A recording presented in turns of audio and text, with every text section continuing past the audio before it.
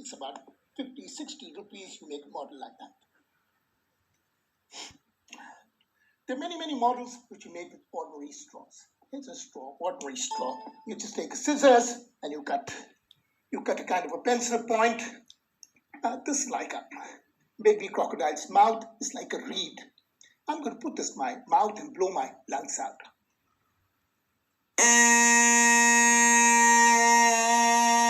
It makes quite a loud sound. You're not able to see how the sound is produced because the reed was hidden in my mouth. I'm going to keep the reed outside. Instead of blowing out air, I'm going to suck in air. This end is moving and closing at a very fast rate. It's vibrating. The vibrations produce sound. Children don't even mug it. They could experience it, they could enjoy it, and they would learn a lot more. And what we've done is just put a few. You can just take the same thing and keep blowing at it, keep making the noise, and keep dropping it. And something very, very amazing happens.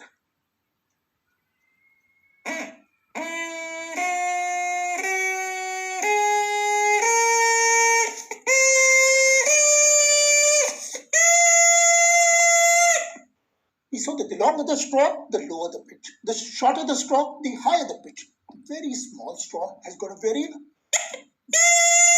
high pitch. And then children show you if you show children some toys, they in return bless you with many more toys. This is what the children showed us.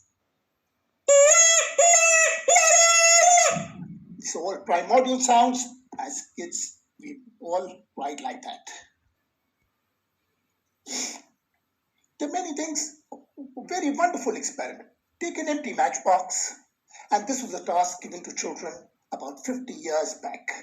When the Vikram Sarabhai Community Science Center was set up, it was inaugurated by C.V. Raman, and this is one of the tasks given to children. Take an empty matchbox. Every child has the same brand of the matchbox, the same size. Then they were given a week. You have a week, and you've got to fill in one specimen of different things in it. And the child who's able to pack in the most number of things is the winner. Now the children went home and they started looking for tiny things in their menu. One went to the mother's kitchen, found a mustard seed. They didn't invent the mustard seed. They found one jeera. They found a chili seed. One found a hair, a strand of thread. Tiny things. They started for the first time. They were looking to the micro, looking very clearly, very closely. What are the small things around us? A child was able to pack in 250 things into a matchbox. Science is not about big hadron colliders or great things.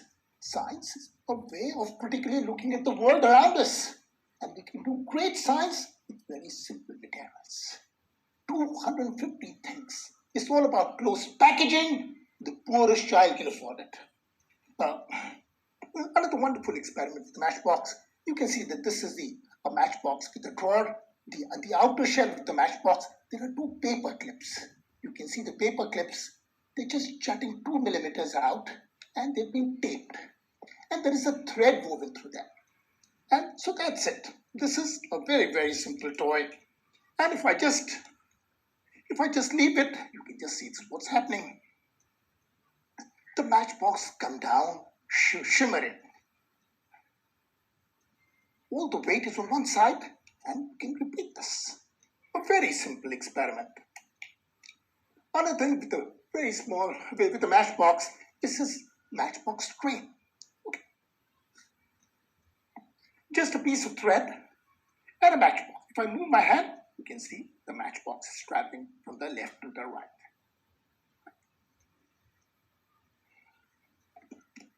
A lot of experiments which I'm going to be showing today come from a book called as The Joy of Making Indian Toys. And this is by a very remarkable person, a dear friend of mine, Sudarshan Khanna, who was at the NID for 40 years.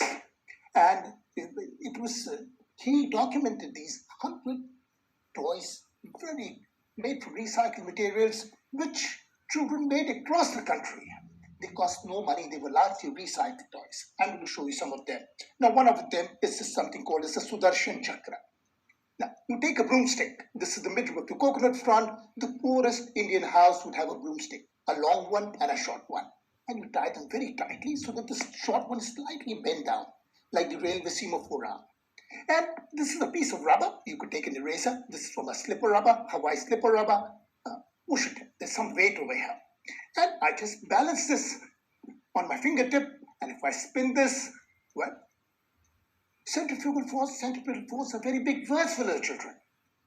But it's only through experiments, little experiments like this, that they get a peek into this very abstract world of forces. Even the people who teach these forces have very little feel of them. But this is something which the poorest child can try and have great fun. Another very nice toy which Sudarshan documented is a capsule. You can see that this is a capsule. It's a medicine capsule, and inside this there is a steel ball bearing from a bicycle. So the bicycle, it rolls down, and over here I've got a small channel. I'm going to put this channel, the capsule over here, and you can see what does this capsule do. Every house has some expired capsules lying. You just need to put a steel ball bearing from a bicycle, and you make the most dynamic and remarkable toy with this. This also Sudarshan documented in his book. Another toy from his book is this. It's a magic fan. You can see that there is a reel over here. There is a little paper stick. If I push the stick up, you can see what happens. There you see. And there it goes down. You can say happy birthday, you can say happy Diwali, you can say happy New Year, whatever greeting you wish to put, you can put it on top. But it's almost magical. Another very popular toy was which you can't get now because industrialization has made many of these toys which are crafted by craftsmen. They're not available in the cities now. It used to be the snake, a striking snake, but you can make this with you can see the snake.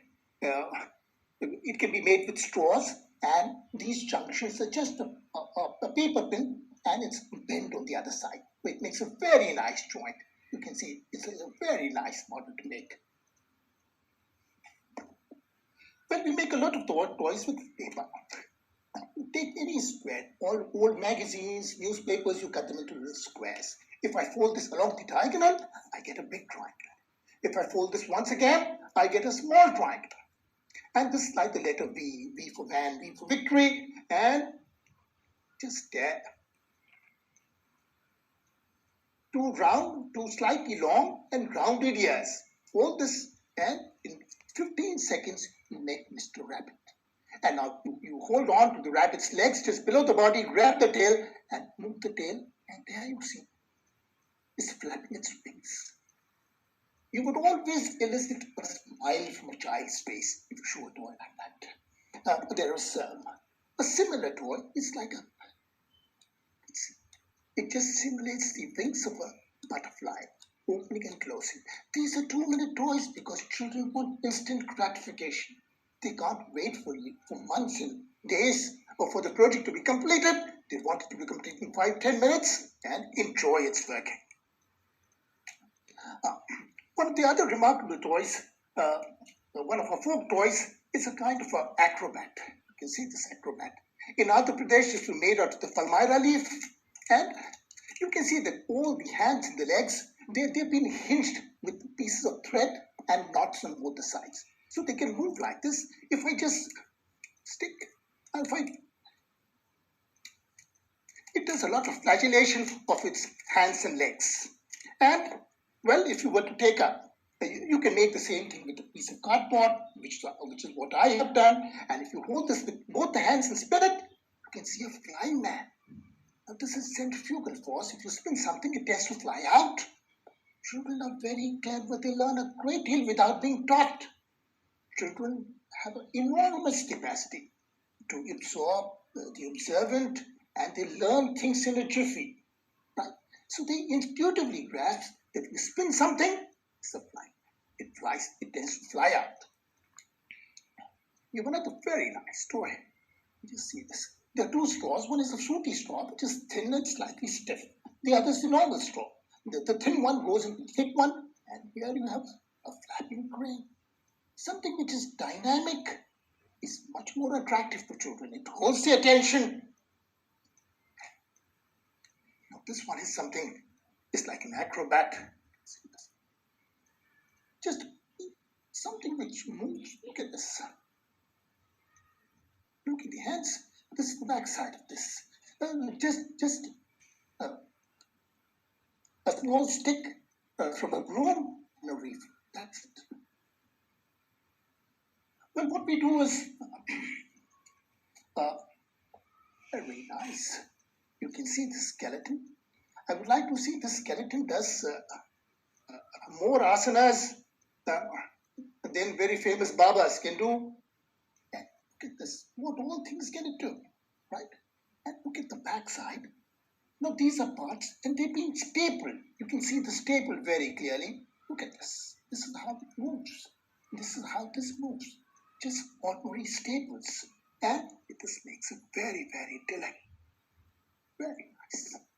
If you take half of, this is an A4 size paper, and this is half the A4 size paper, with half the A4 size paper, a scissors, and a bit of glue, you make a very nice skeleton. This is a scale model of a skeleton.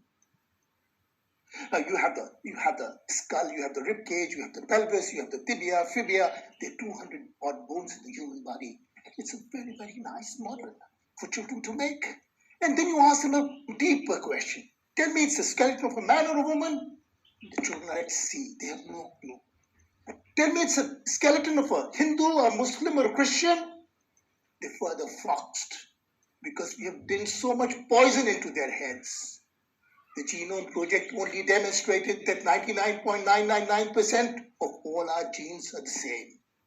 There is a universality in human beings. Why do people kill each other in the name of religion, in the name of language, in the name of... So these are toys which can probe much deeper. They're not just toys for sensory pleasure, which are very, very important. But another very, very delightful toy which I like is this. Now you can see these strands are from a fertilizer bag or a grain bag where you put paddy or wheat. These are plastic threads and from a woven sack, and you just tie a knot. 15 of them.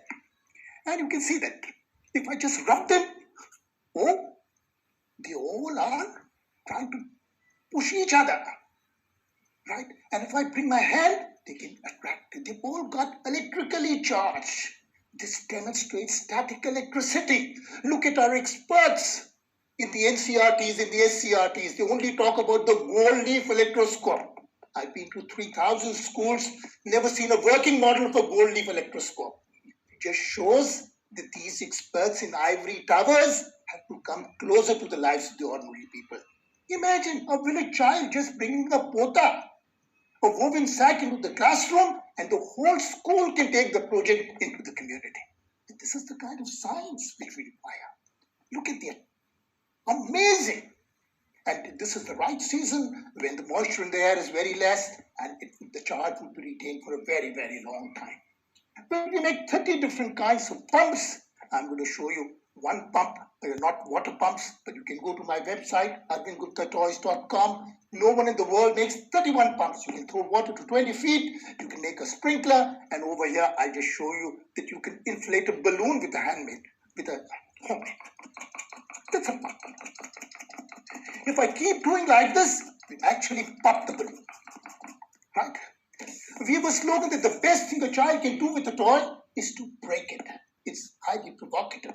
Why do children break toys? Not because they're terrorists, because they're the only curious cats left. They want to know what is inside the tummy. A good toy should be such, it should invite children, pull me apart. You can take everything apart. And so their curiosity is satiated. This is all bicycle tube, and these are film cans which go very snug. You can see there's a valve. One valve over here, one valve over here, which makes it an excellent. This is the second valve over here. Opening and closing, it makes it very nice. You can inflate a balloon, and if you can inflate a balloon, it means an ISO certified pump. Very, very high quality pump. Oh, another toy which got some glory was this levitating pencil. There are 4 magnets over here on a piece of rubber, and on this pen there are 2 magnets. The front magnets, they attract. So the opposite poles, the red ones repel. And I can just, now if I just put this over here, this is suspended. I can give it a 12. It spins, it levitates, it rides. Many parts of the world, there are maglev trains. Our children, for 10 rupees, 15 rupees, would get an inkling, could get a good feel as to what magnetic levitation is all about. Right. Well, this is a very amazing toy. Now, this is called as a flexigon, and you can see the 4 pictures. These are butterflies. Butterflies are eaten by the frogs. Frogs are eaten by the snakes. Snakes are eaten by the eagles. It's the food chain. If you need A4 size paper, a scale and a pencil, no glue, no scissors. In 3 minutes, you can put this flexigon. And nature is full of cycles and sequences, and it is a very, very powerful model for depicting it. Well, then I'm going to tell you something about 2 more toys. This is a straw-based toy. I've got a fat straw, and we've got a few V notches, 4 V notches over here. And then woven a thread. You can see a thread goes through it, and it's knotted over here. Now, if I just pull this, can you see this? It's like a robotic finger, like this. Very simple, 3-minute toy. Another one, you take a straw, a fat straw, seal both the ends, flatten them and seal them. And then chop the top right corner and the bottom left corner. So there are 2 holes which are diametrically opposite. And make a hole in the center. Now you put this green straw inside it. It is free. And it's got a hole over here. Why this one? If I shut this in, if I blow, air will come out at right angles from this hole. This is what I do.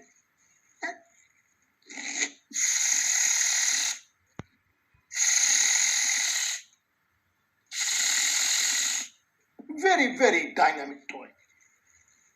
Well, in the end, I'm going to show you, tell you a small story and end. Now, this is half a newspaper, and you make a Sachin, a cap which is worthy of a Sachin Tendulkar. A very nice cricket cap.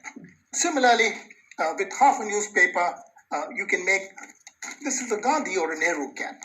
And when children fold these caps, all the angles and polygons which they talked about in the abstract, they can concretely feel them. Right. And then I'm going to end with a story. It's called as Topi Shankar story. There was a captain of a sea-going passenger ship. His name was Topi Shankar. Now there were many passengers on the ship, and for the first few days they enjoyed the journey very much. And after a few days, all they see is the wide blue ocean, and they all get bored. Not a patch of land, not a tree. They get seasick. Captain Topi Shankar was very, very clever, and he invited all of them on deck. And he said, you sing and dance the whole day, and I'll provide you with good food and drinks. Topi Shankar had a suitcase full of different kinds of caps, and he would wear one new cap every day. First is a huge umbrella cap. The captain standing on the deck, it protects him from the scorching sun, protects him from the rain. Well, the second day, that night, he would give it one more fold, and the second day, he'd be wearing a new cap. Now, this got a little chute at the back. This is a fireman's cap. It's a designer cap with a little chute at the back, which protects the spinal cord. Second night, he would give it one more fold, and the third night, it would be a shikari cap, an adventurous cap. And the third night, he would give it 2 more folds, and the fourth day, he would put on a new cap. If you see any of the Bollywood films, this is a policeman wears a cap. It's called as a Pandu cap, catapulted to international glory. We must not forget, there was this huge umbrella cap, fireman's cap, shikari cap, and the policeman's cap. That Topi Shankar, after all, was a captain of a ship. Now this is a ship. Everyone is having the ball of a time. They're singing and dancing, good drinks, good food, and all good things must come to an end. Someday there is a storm. There are black clouds and starts to pour down, and the sea is on fire. Huge waves. What can a poor ship do? It's rocking and pitching with the waves. A huge wave comes and strikes the aft and knocks it down. And all the passengers are terrified that we're having such a ball of a time, and now our ship is broken into two. Another huge wave comes and strikes the front portion and knocks it down. Now the ship is broken and sinking. The triangular portion of the ship is called as a bridge. And the third huge wave comes and slaps the bridge and knocks it down. Now the ship is broken to smithereens, and the ship is sunk, and Topi Shankar has lost his suitcase with all the caps. He's lost everything. All that remains is a life jacket. With that, I end. Thank you very much.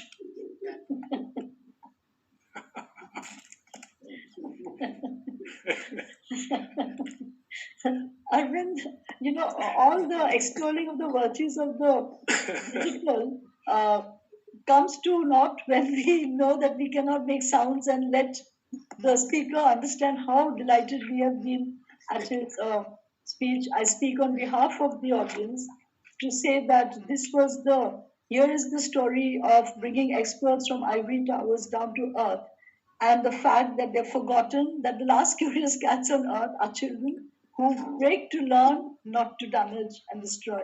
So that's a wonderful way of articulating. Arvind Gupta has made it amply demonstrable how, by making and experiencing, you learn the world better. It was something that constructivists have spoken for years and we didn't pay attention to them. He uses the generator to make the child understand how you can scale up into the real world to actually generate energy for a whole country, and so on. And of course, he goes back into our traditional toys and he makes you feel like I could start making toys from today. What was I doing all this while? So, Arvind, your presentation was actually a performance act in itself. And I'm sure you could be moonlighting as an actor. So, and why not? Because you spend so much of your time with children, and that keeps you young and happy and joyous. And this is what we do with grandparents, grandchildren, right? So the world is an oyster, and Arvind Gupta has got all of the world in his in the palm of his hands. And I now invite throw the floor open to questions. I have a question here from Aditya Sai Kumar. He asks, how protected do you think is a toy creator in terms of patenting in toy industry compared to other manufacturing industries, given the amount